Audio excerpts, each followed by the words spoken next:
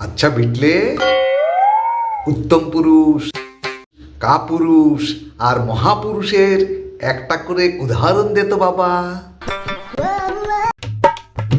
Sir, উত্তম পুরুষ হলো সে যে নিজের প্রেমিকাকেই বিয়ে করে। আর কাপুরুষ?